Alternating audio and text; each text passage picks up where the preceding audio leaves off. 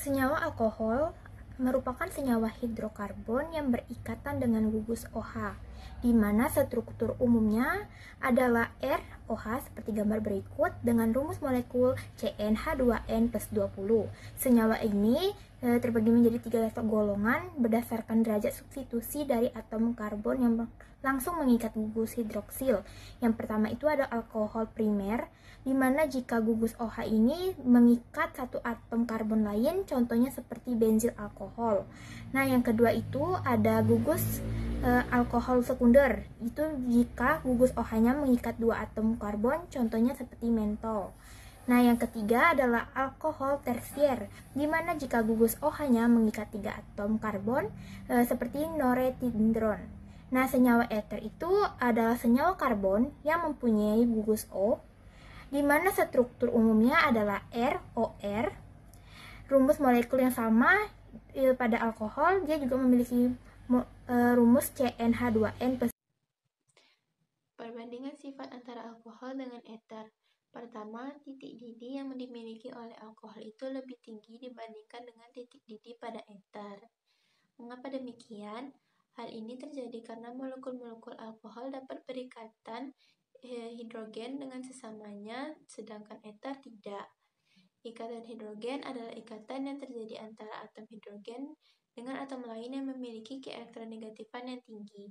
Contohnya ikatan antar molekul alkohol yaitu molekul etanol dengan etanol, di mana atom O pada gugus OH lebih negatif, sedangkan H-nya lebih positif.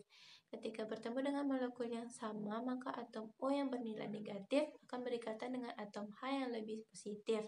Sedangkan pada eter, semua atom H berikatan dengan atom C sehingga tidak ada H yang lebih positif, maka dari itu antar molekul eter tidak dapat berikatan hidrogen dengan sesamanya. Yang kedua, meskipun molekul-molekul eter tidak dapat berikatan dengan hidrogen sesamanya, tetapi eter tetap bisa berikatan hidrogen dengan senyawa lain yang mengandung gugus OH, seperti air, alkohol, fenol, dan senyawa dengan gugus amina. Contohnya ikatan hidrogen antara dietil eter dengan H2O. Maka atom O yang bernilai negatif pada dietil eter akan berikatan dengan atom H positif yang ada pada H2O membentuk ikatan hidrogen. Reaksi-reaksi yang terjadi pada alkohol dan juga eter yaitu yang pertama, alkohol itu dapat bereaksi dengan logam aktif, sedangkan eter itu tidak bisa. Atom H dari gugus OH pada alkohol itu akan disubstitusi oleh logam aktif seperti natrium, kalium, sehingga akan membentuk alkoksida dan juga gas hidrogen. Contohnya yaitu pada etanol. Etanol itu akan bereaksi dengan atom natrium sehingga nantinya akan membentuk natrium etoksida dengan gas hidrogen. Hal ini terjadi karena H pada gugus OH si etanol itu disubstitusi oleh si natrium.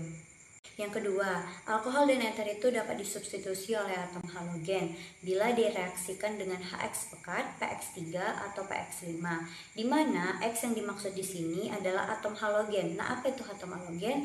Atom halogen itu adalah atom yang kalau dia ada di periodik unsur itu berada pada golongan 7A seperti fluor, klor, Bri, At, dan juga Ts. Nah, contoh reaksi ini adalah etanol yang dapat bereaksi dengan HCl, dia akan membentuk C2H5Cl dan air, di mana gugus OH pada etanol itu akan disubstitusi oleh atom klor. Kemudian contoh lainnya yaitu etanol direaksikan dengan PCl3, itu akan membentuk C2H5Cl dan juga H3PO3.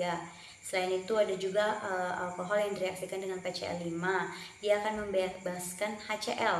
Contohnya seperti etanol, dia direaksikan dengan PCl5 membentuk C2H5Cl, POCl3 dan juga HCl.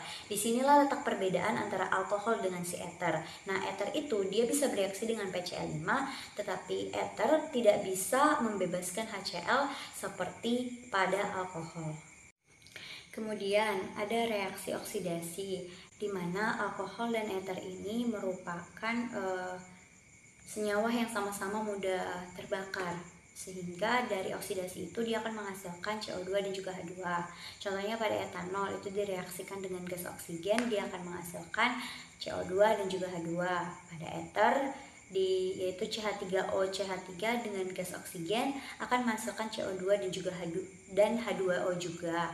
Namun kelebihan alkohol ini ia dapat teroksidasi dengan zat-zat pengoksidasi sedang seperti K2Cr2O7, KMNO4 dalam lingkungan asam. Nah, di sini ada 3 kasus yang terjadi, yaitu pada alkohol primer dia akan membentuk aldehida dapat teroksidasi membentuk asam karboksilat. Nah, pada alkohol sekunder dia dapat membentuk keton, sedangkan pada alkohol tersier dia tuh nggak bisa teroksidasi.